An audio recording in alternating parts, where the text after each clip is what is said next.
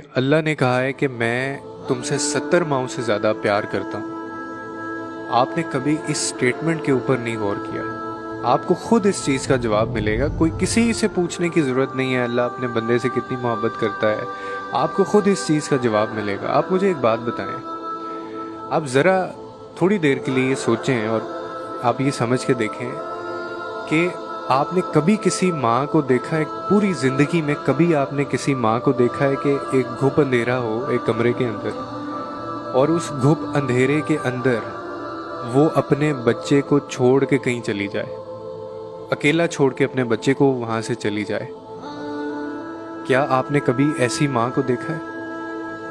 नहीं देखा होगा। और आपको ये भी पता है कि ऐसा हो नहीं सकता। It can not be possible. ये हो नहीं सकता ना।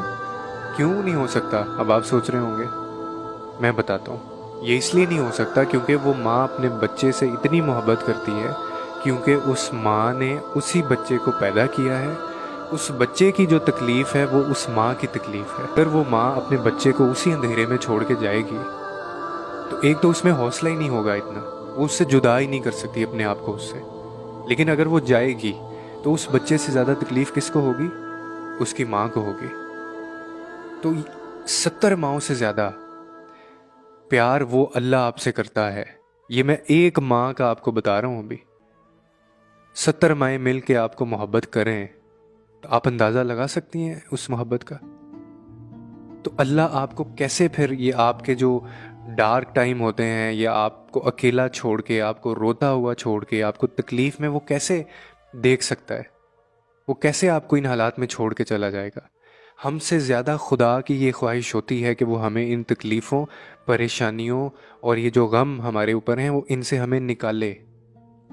लेकिन वो हमें साथ ही साथ निकालने के अलावा वो सिर्फ हमें इनसे निकालता नहीं है, वो हमें इस काबिल भी कर रहा होता है। उसने हमें इस काबिल भी करना होता है कि अगली दफ़ा अगर आपके साथ ये मामला दोबारा हो तो आप इस काबिल हों कि आप खुद ही इससे निपटें और बाहर आएँ। ये भी वो चाहता है। और ये जो मुश्किलात होती हैं ना, ये जो असबाब पैदा किए जाते हैं, ये सिर्फ इसलिए पैदा किए जाते हैं, जितनी तकलीफ़ें, ठोकरें, परेशानियां हमारी ज़िंदगी में आती हैं, उनका एक यही मकसद होता है अल्लाह का, कि वो हमें उनसे लड़ना सिखाए, वो हमें इस काबिल बना दे, हमें इतना मजबूत कर दे कि वो चीज़ें हमें अगर डिस्टर्ब करें तो हम उनसे डील कर सकें, हम उनसे मुकाबला कर सकें। वो कोई बंदों जैसी मोहब्बत थोड़ी करता है हमसे।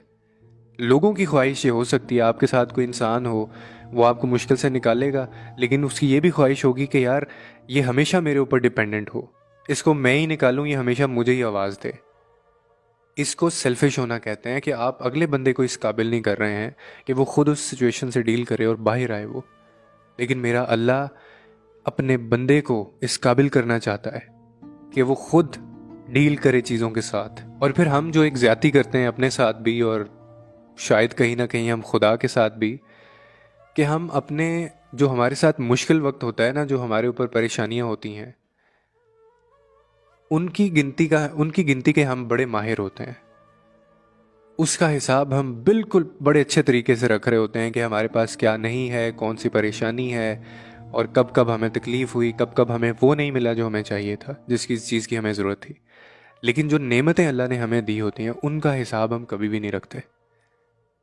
इंसान हमेशा परेशानियों की गिनती का माहिर है। जिस दिन से हमने ये हिसाब उल्टा करना शुरू कर दिया, कि आपने अपनी नेमतों का हिसाब रखना शुरू कर दिया, आपका फोकस अगर इस चीज़ पे हो गया ना कि अल्लाह ने मुझे क्या क्या चीज़ें दी हैं, तो उसके बाद फिर देखिएगा आपकी ज़िंदगी में कैसा चेंज आता है।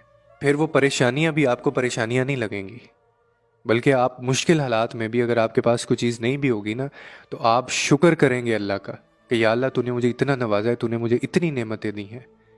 और इससे खूबसूरत बात क्या हो सकती है कि एक बंदा मुश्किल में हो के भी, तकलीफ़ में हो के भी अल्लाह का शुक्र अदा कर रहा हो, सब्र कर रहा हो, बर्दाश्त कर रहा हो।